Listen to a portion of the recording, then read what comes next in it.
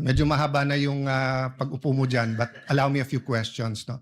Yung circumstance lang, so paano nagsimula Huwag ka na magsuri dyan sa ipag-upo niya dyan. Bayad naman yun. Mr. Senator, bayad yun. Hindi yun magpunta dyan pag hindi balang bayad. Paggawa pa lang niya ng ebidensya, ginamit ang OBS na nangupya siya ng video, bayad na yun. Kahit paupuin pa siya dyan, kahit hindi pa yun uuuin. Hanggang matapos itong impeachment ni BP Inday, ano na yun? Paldo. Recap po tayo sa nakaraang 3 araw na sunod-sunod sa impeachment trial sa ating presidente sa 2028. Yun. Alam po natin mga kababayan, itong pag-usapan ho natin itong tinanong, ito ay tatanungin ni Senator Cayetano, itong NBI na witness ng prosecution. Ang ginawa ng witness ng prosecution, kinupya niya yung video, ginagamit ang OBS, katulad ng ginawa ko ngayon. Itong video na to, courtesy of the Senate of the Philippines, itong sa impeachment trial, ito ay kinupya ko to gamit ang OBS. Ganito ang mga ebidensya na inilatag ng taga-NBI na ito talaga ang threat sa ating presidente, sa ating dating speaker at saka first lady. Ngayon, itong taga-NBI, nagyayabang ito na nag-training siya ng 2 linggo para magiging expert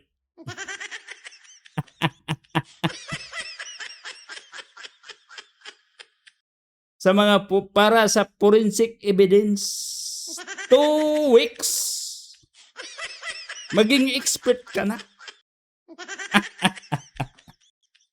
Katawa-tawa, di ba? O bago tayo magpatuloy mga kababayan, tunghayan muna natin itong tanong ni Senator Cayetano. This isn't the start of the 2 minutes yet. Sa magandang hapon, Mr. Witness. Good afternoon, Your Honor. Medyo mahaba na yung pag-upo mo dyan, but allow me a few questions. No? Yung circumstance lang, so paano nagsimula Huwag ka na magsuri dyan sa ipag-upo niya dyan. Bayad naman yun. Mr. Senator, bayad yun. Hindi yun magpunta dyan pag hindi balang bayad.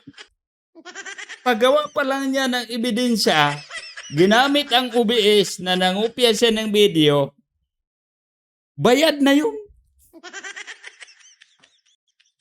Kahit paupuin pa siya dyan, kahit hindi pa yun uuuin. Hanggang matapos itong impeachment ni BP Inday, ano na yun? Paldo. mula yung investigasyon na na-involve ka? Were you from the start o hindi? At written instructions ba to? O sinabi, oy may investigasyon tayo? Just konting clarity, paano na umpisa yung specific investigation? And was it based on the November 3 video? Tama ba? November 23, Your Honor. Okay. It all started, I received a phone call, sir, from my executive officer that there is a video wherein there is a statement given by the Vice President, which is classified as threat, and I was tasked and assigned to investigate the case, sir. Okay. So basically, ganun yung Task to investigate the case. Pero kinupya mo lang yon sa OBS.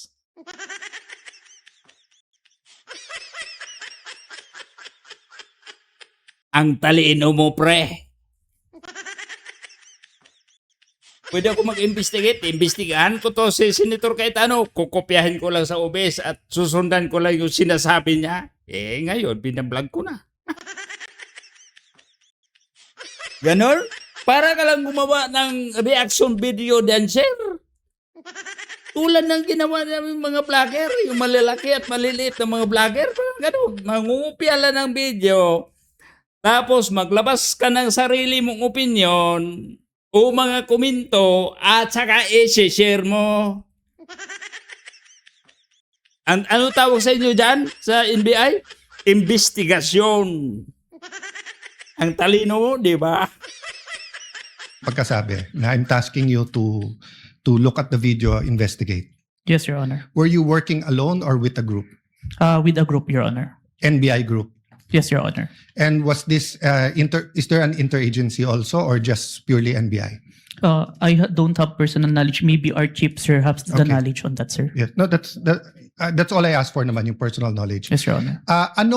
So pakiulit mo yung sinabing, how exactly sinabi sa'yo na tignan mo yung video, imbestigahan mo, or may statement?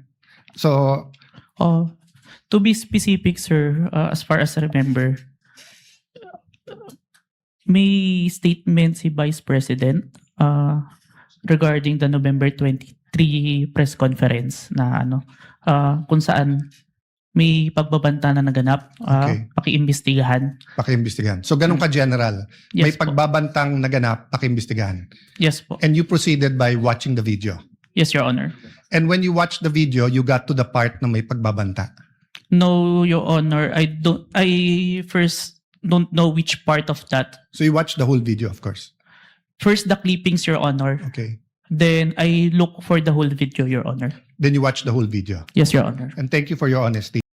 Hindi natin, huwag ganyan mag-honest. Hindi yun honest yun. Hindi yun papanoorin yung buong video. Yun lang clip niyon sa mukha nito. Manood siya. Yun lang, hinahanap lang nila yung, kumbaga, masasabi natin na nagiging masama si BP Sara. Pero itong mga dahilan, bakit nasabi ni BP Sara? Walang pinta sa kanila yon. Ganyan sila mag-imbestiga.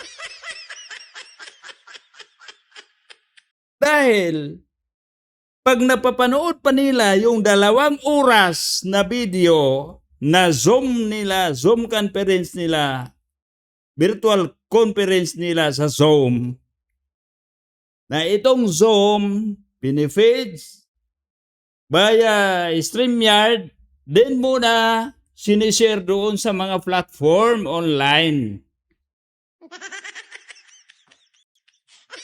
Tapos, sir, ikaw kaya doon, hindi mo binagbigyan ng pagkakataon bakit nasabi ni BP Sara, ibig sabihin, hindi mo pinapanood o pinapanood mo, hindi mo pinakinggan. Anong sinasabi niya bago siya nagbitaw ng salita tungkol sa dating speaker, sa First Lady, at sa ating mahal na Marcos. Mahal na bigas na Marcos. So after the clipping, tapos the whole video, what did you do next? You reported or you made your recommendations? I don't understand the process lang kasi. Upon identifying the whole video, I informed my executive officer that I identified the video, Your Honor. And then yung sinabi mo yesterday, then you started looking for patterns. That's why you looked at yung dating mga video ni Vice President. Yes, Your Honor. So you started investigating the threat against the President, the First Lady, and the former Speaker of the House. Yes, Your Honor. Did you investigate the threat against the Vice President? We tried, Your Honor. How did you try? We tried. Di nga. Sitsura mo yon? Hindi ka interesado dyan. Yung sa threat sa Vice Presidente, hindi kayo interesado. Interesado lang kayo kung anong binibitawang salita ng Vice Presidente. Yun ang script na sinusunod ninyo, NBI. Sino nag-utos? Yung makibag? It is included in our letter to the Vice President, Your Honor. That's why we're inviting her to proceed to our office to investigate the threats to her life, Your Honor. How about the vlogger who asked her about Oplan or whatever they call that Romanov? Did you invite them? Yes, Your Honor. And did they testify? The Princess Maui did not appear, Your Honor. Did not appear.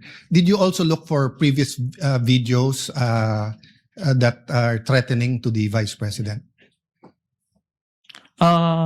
We look on the Romanov part, Your Honor, Okay. but we identify a different person who first mentioned the Romanov, Your Honor. Did you coordinate with the PSG? I have no personal knowledge, Your Honor. Wala.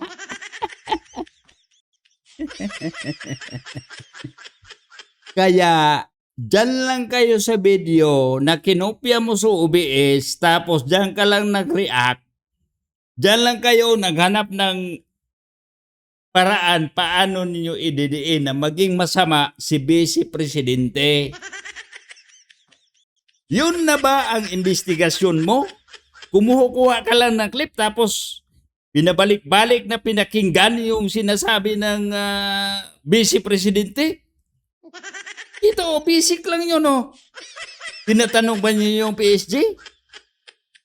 Walang knowledge. Ito, investigador ka, NBI ka, National Bureau of Investigation, basic na link sa investigasyon mo kung saan ka makukuha ng pinakamatibay na source sa mga evidences o sa mga ano-anong mga sinasabi sa labas. Tapos sabihin mo, wala kang knowledge. Tapos sinasabi mo, expert ka, competent ka. You yourself. Yes, Your Honor. Maybe our chief, Your Honor. Yeah. But you are aware that the primary responsibility of protecting both the president and the vice president is the PSG. Yes, Your Honor. So isn't it fair to say that any investigation against a threat to the first family, the president or the vice president, you would normally ask the PSG if they received any threat? I have no personal knowledge, Your Honor. No, I'm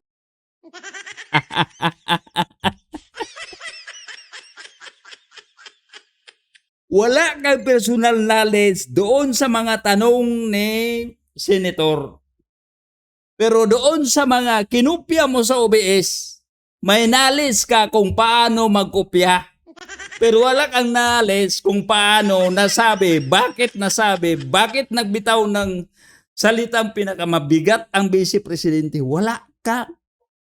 Wala.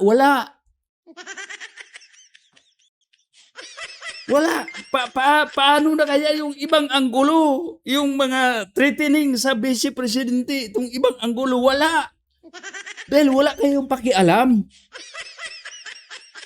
Dahil ang may treat lang talaga ang Vice Presidente, kaya nasabi na Presidente, pag mamatay ako, ito ay papatay. Dahil alam niya kung sinong may threatening, may treat sa kanya.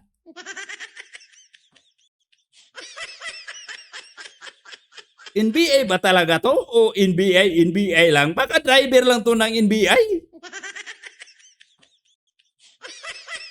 Parang na ano to? Hiningi ni Senator Padilla itong credential nito. Baka high school credential lang to? Parang ako? Hindi nga nakatapos ng high school? Para ako, hindi nakatapos ng school, marunong lang ako mangupya gamit ang OBS. Yun. Para siya. Di ba? Para lang gawain ng vlogger. Tapos NBI, gamit lang ng OBS, makakuha lang ng video. Bira. I'm asking, hindi ba normal sa investigation kung sino yung primary agency na taga-protekta na lumalaban dun sa threat ay tatanungin natin? Yes, Your Honor. So bakit hindi tinanong ng NBI ang PSG? Or in your case, why didn't you ask the PSG? Maybe it can be answered by a chief, Your Honor. No, I'm Bakit ka umupo dyan sa witness na ano? Ikaw magayong witness? Paano maging saksi ka na limited pala yung kaalaman mo? Doon lang alam mo sa mga video na kinupya mo gamit ang OBS. Bira. Okay ba itong mga vlogger? Lagi naghahanap ng naghahanap ng mga sources sa mga information.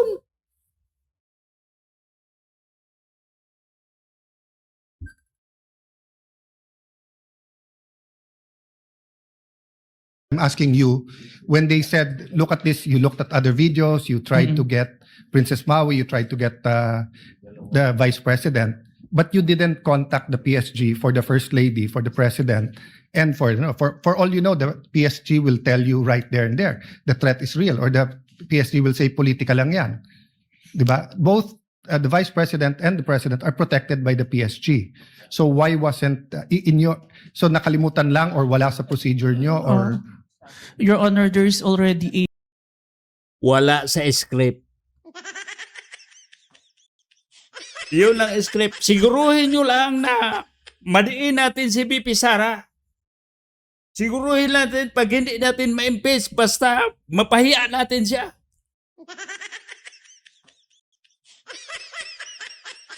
Dito po mga kababayan, ito na ba ang bagong NBI ngayon?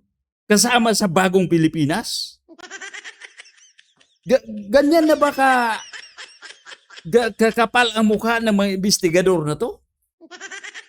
Noon dati mga kababayan, pag sinasabi natin na, ayun, yung kaso na yun, ipasa na sa NBI, napakamatindi yun. Napakagaling na yun pagkakilala ko sa NBI. Ngayon, itong NBI nito, itong klase sa ano? Ito mga kababayan, ha? Ito lang, simple lang tanong ito ni Senator Cayetano. Ano ba kredibilidad itong witness nito? Sir, puti pa sir, hindi ka na bumalik dyan. Pinapahiya ka lang ng mga nagbabayad sa'yo. Ginagamit ka lang para mapahiya ang Vice Presidente. Hindi na para ma-impeach. Wala to. Walang kwenta. Mas marami pang wala siyang alam kaysa papangupyan niya niyang video. Yun lang alam niya, kinupyan niya yung video. Yun lang. Makikita natin dito mga kababayan, ha? Ang alam niya, yun lang video na kinupyan niya gamit ang OBS. Bira. Investigador ka ba, sir, o vlogger? statement from the National Security Council, Your Honor, that it is an active threat, Your Honor. That's why we start investigation. Yes, and the primary group that will know if it's an active threat is the PSG. So if this was the United States, it will be the Secret Service. So whether the FBI or the CIA, state troopers, the federal marshals, kung sino man mag-iimbestiga, parati nilang tatanungin yung Secret Service. So I'm just curious why. O, tinuruan na kayo kung paano mag-imbestiga diyan sa pinakamataas na opisyal ng bansa. Ano na niya? Example niya yung Amerika. Yun ang mga equivalent sa Amerika. Hindi yung taga-NBI na nangungupya lang ng video gamit ang OBS.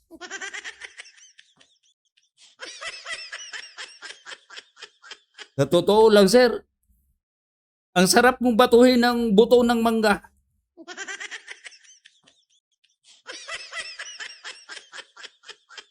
Ang sarap mong sabitan ng bulaklak ng waling-waling.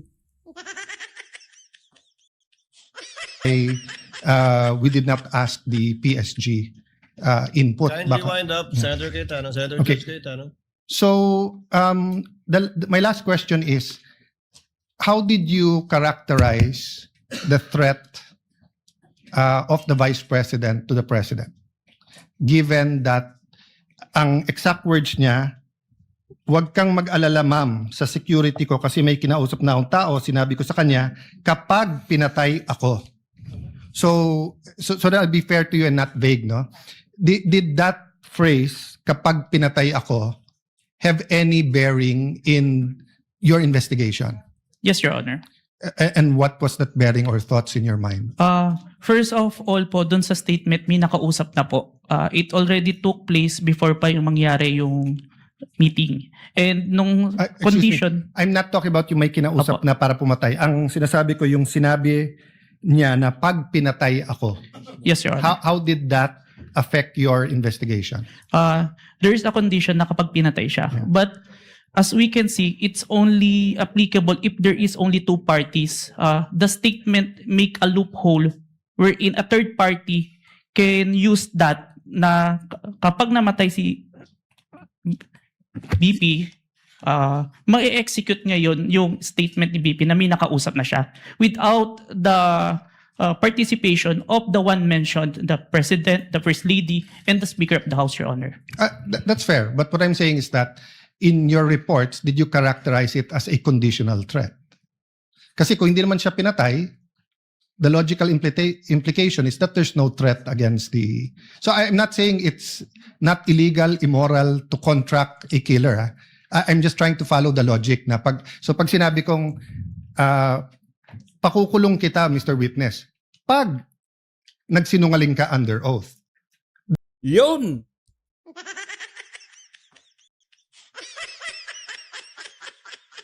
Yun, Mr. NBI. Yun ang ibig sabihin nun sa sinasabi ni BP Sara. Saan yung threat? Saan yung threat? May krimen ba yun?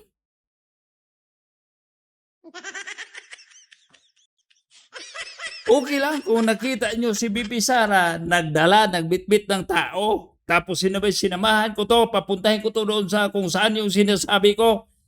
Sasamahan ko siya para ano ko siya. Kapag pinatay ako. Saka pa. Saan yung krimen? Saan? Ito mga kababayan, hindi ba talaga to? Ang tatay nito ay janitor sa NBI. And it's actually not a threat. It's a legal... I'm just telling you the law, di ba? Pero pag sinabi kong pag hindi ka sumunod sa akin, ano yung kita? So, that's my last question lang. So, how did you characterize that? It wasn't a conditional in your mind? Because may kinausap na? Even with or without, sir, it's still considered a threat as long as the I person... have no doubt there. I'm just asking, is it a conditional threat?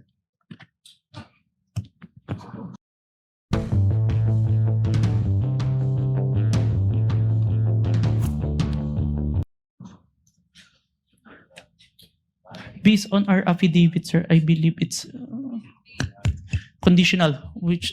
Based in your affidavit? Yun, bingo.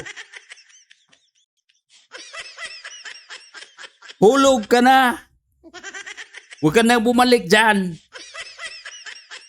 Pag bumalik ka dyan, ano bang ipaglaban mo pa dyan? Wala. Sana yung pagiging expert, sana yung pagiging competent mo. Pangungupya ng yung basic lang ng saan ka manggagaling ang mangunguha ng information. Kung may talagang may threat. So, obvious.